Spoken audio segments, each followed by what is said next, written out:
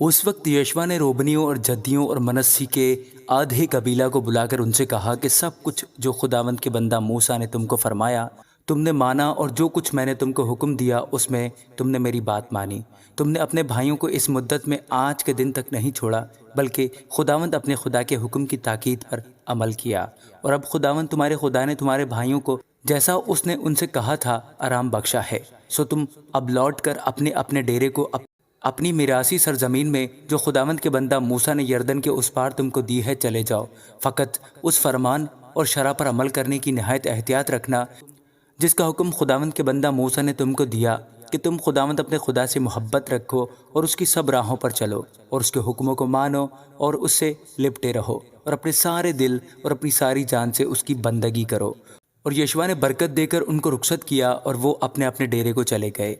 منسی کے آدھے قبیلہ کو تو موسیٰ نے بسن میں میراث دی تھی، لیکن اس کے دوسرے آدھے کو یشوا نے ان کے بھائیوں کے درمیان یردن کے اس پار مغرب کی طرف حصہ دیا۔ اور جب یشوا نے ان کو رخصت کیا کہ اپنے اپنے ڈیرے کو جائیں، تو ان کو بھی برکت دے کر ان سے کہا کہ بڑی دولت اور بہت سے چپائے اور چاندی اور سونا اور پیتل اور لوہا اور بہت سی پوشاک لے کر تم اپنے اپنے ڈیرے کو لوٹو، اور اپنے دشمنوں کے مال غنیمت کو اپنے بھائیوں کے ساتھ بانٹ لو۔ تب بنی روبن اور بنی جد اور منسی کا آدھا قبیلہ لوٹے، اور وہ بنی اسرائیل کے پاس سے سیلا سے جو ملک کنعان میں ہے روانہ ہوئے، تاکہ وہ اپنے میراثی ملک جلعاد کو لوٹ جائیں، جس کے مالک وہ خداوند کے اس حکم کے مطابق ہوئے تھے جو اس نے موسیٰ کی معرفت دیا تھا۔ اور جب وہ یردن کے پاس کے اس مقام میں پہنچے جو ملک کنعان میں ہے، تو بنی روبن اور بنی جد اور منسی کے آدھے قبیلہ نے وہاں یردن کے پاس ایک مذبح جو دیکھنے میں بڑا مذبح تھا بنایا۔ اور بنی اسرائیل کے سننے میں آیا کہ دیکھو، بنی روبن اور بنی جد اور منسی کے آدھے قبیلہ نے ملک کنعان کے سامنے یردن کے گرد کے مقام میں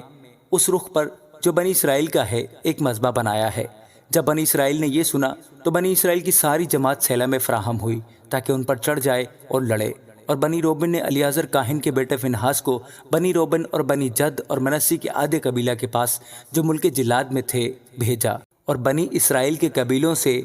ہر ایک آبائی خاندان سے ایک امیر کے حساب سے 10 امیر اس کے ساتھ کیے۔ ان میں سے ہر ایک 1000 در 1000 اسرائیلیوں میں اپنے آبائی خاندان کا سردار تھا۔ سو وہ بنی روبن اور بنی جد اور منسی کے آدھے قبیلہ کے پاس ملک جلاد میں آئے اور ان سے کہا کہ خداوند کی ساری جماعت یہ کہتی ہے کہ تم نے اسرائیل کے خدا سے یہ کیا سرکشی کی کہ آج کے دن خداوند کی پیروی سے برگشتہ ہو کر اپنے لیے ایک مذبح بنایا، اور آج کے دن تم خداوند سے باغی ہو گئے۔ کیا ہمارے لیے فغور کی بدکاری کچھ کم تھی جس سے ہم آج کے دن تک پاک نہیں ہوئے؟ اگرچہ خداوند کی جماعت میں وبا بھی آئی کہ تم آج کے دن خداوند کی پیروی سے برگشتہ ہوتے ہو، اور چونکہ تم آج خداوند سے باغی ہوتے ہو، اس لیے کل یہ ہوگا کہ اسرائیل کی ساری جماعت پر اس کا قہر نازل ہوگا۔ اور اگر تمہارا میراثی ملک ناپاک ہے تو تم خداوند کے میراثی ملک میں پار آ جاؤ جہاں خداوند کا مسکن ہے، اور ہمارے درمیان میراث لو۔ لیکن خداوند ہمارے خدا کے مذبح کے سوا اپنے لیے کوئی اور مذبح بنا کر نہ تو خداوند سے باغی ہو اور نہ ہم سے بغاوت کرو۔ کیا زارق کے بیٹے اکن کی خیانت کے سبب سے جو اس نے مخصوص کی ہوئی چیز میں کی، اسرائیل کی ساری جماعت پر غضب نازل نہ ہوا؟ وہ شخص اکیلا ہی اپنی بدکاری میں ہلاک نہیں ہوا۔ تب بنی روبن اور بنی جد اور منسی کے آدھے قبیلہ نے 1000 در 1000 اسرائیلیوں کے سرداروں کو جواب دیا کہ خداؤں کا خدا جانتا ہے، اور اسرائیلی بھی جان لیں گے اگر اس میں بغاوت یا خداوند کی مخالفت ہے تو ہم کو آج جیتا نہ چھوڑ۔ اگر ہم نے آج کے دن اس لیے مذبح بنایا ہو کہ خداوند سے برگشتہ ہو جائیں، یا اس پر سوختی قربانی یا نظر کی قربانی یا سلامتی کے ذبیحے چڑھائیں، تو خداوند ہی اس کا حساب لے۔ بلکہ ہم نے اس خیال اور غرض سے یہ کیا کہ کہیں آئندہ زمانہ میں تمہاری اولاد ہماری اولاد سے یہ نہ کہنے لگے کہ تم کو خداوند اسرائیل کے خدا سے کیا لینا ہے، کیونکہ خداوند نے تو ہمارے اور تمہارے درمیان اے بنی روبن اور بنی جد یردن کو حد ٹھہرایا ہے۔ سو خداوند میں تمہارا کوئی حصہ نہیں ہے، یوں تمہاری اولاد ہماری اولاد سے خداوند کا خوف چھڑا دے گی۔ اس لیے ہم نے کہا کہ آؤ ہم اپنے لیے ایک مذبح بنانا شروع کریں جو نہ سوختنی قربانی کے لیے ہو اور نہ ذبیحہ کے لیے، بلکہ وہ ہمارے اور تمہارے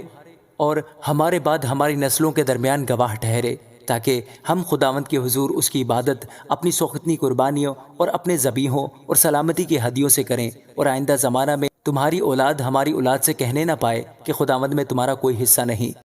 اس لیے ہم نے کہا کہ جب وہ ہم سے یا ہماری اولاد سے آئندہ زمانہ میں یوں کہیں گے تو ہم ان کو جواب دیں گے کہ دیکھو خداوند کے مذبح کا نمونہ جسے ہمارے باپ دادا نے بنایا، یہ نہ سوختنی قربانی کے لیے ہے نہ ذبیحہ کے لیے، بلکہ یہ ہمارے اور تمہارے درمیان گواہ ہے۔ خدا نہ کرے کہ ہم خداوند سے باغی ہوں اور آج خداوند کی پیروی سے برگشتہ ہو کر خداوند اپنے خدا کے مذبح کے سوا جو اس کے خیمہ کے سامنے ہے سوختنی قربانی اور نظر کی قربانی اور ذبیحہ کے لیے کوئی مذبح بنائے۔ جب فنہاس کاہن اور جماعت کے امیروں یعنی ہزار در ہزار اسرائیلیوں کے سرداروں نے جو اس کے ساتھ آئے تھے یہ باتیں سنی جو بنی روبن اور بنی جد اور بنی منسی نے کہیں تو وہ بہت خوش ہوئے۔ تب الیعزر کے بیٹے فنہاس کاہن نے بنی روبن اور بنی جد اور بنی منسی سے کہا، آج ہم نے جان لیا کہ خداوند ہمارے درمیان ہے، کیونکہ تم سے خداوند کی یہ خطا نہیں ہوئی سو تم نے بنی اسرائیل کو خداوند کے ہاتھ سے چھڑا لیا ہے۔ اور الیعزر کاہن کا بیٹا فنہاس اور وہ سردار جلعاد سے بنی روبن اور بنی جد کے پاس سے ملک کنعان میں بنی اسرائیل کے پاس لوٹ آئے